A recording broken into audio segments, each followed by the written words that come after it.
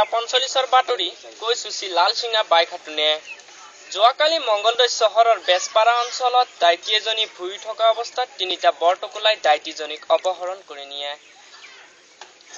যোৱা 9 তাৰিখে অসমত জুই লগা কাৰণে বিহাৰৰ পৰা তিনিটা বিহাৰী অসমলৈ আহে। অসমৰ ব্ৰহ্মপুত্ৰৰ তিনিডাল টিকিনি হেৰাই লগে লগে 30টা ভেকুলী 32খন নৌকা লৈ বিচাৰে। এতিয়া এডাল টিকিনিৰ সন্ধান পোৱা গৈছে আৰু বাকি দুডাল টিকিনিৰ মৃত্যু ঘটা বুলি আঞ্চলিক বাতৰিত আহিছে।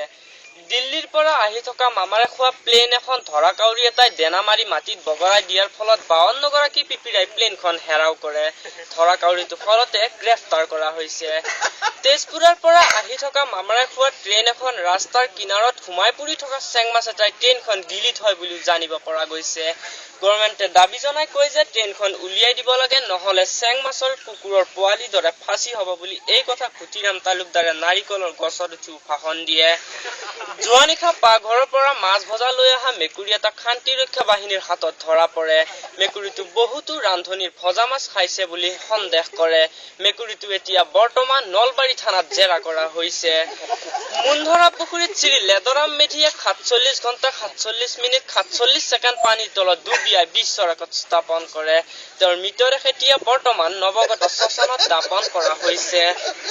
শ্ৰী চুহুংমুং পাণ্ডে মংগলদৈ চহৰত ইলেক্ট্ৰিক লাইটৰ ব্যৱস্থা নোহোৱা কাৰণে 1050 কেজি জোনাকী পৰুৱা পঠিয়াই দিয়া বুলিও আমাৰ আঞ্চলিক বাতৰিত আহিছে।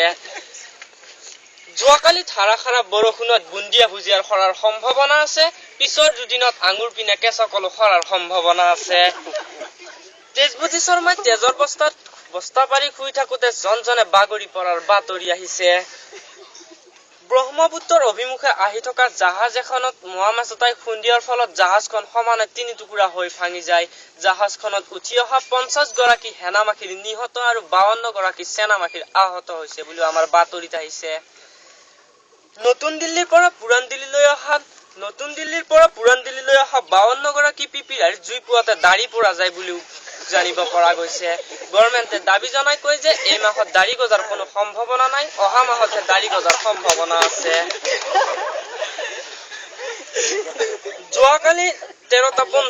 যোৱা নিশা 13টা 15 বজাত দৰিকণা মাছ এটাই ভূটানৰ গেটত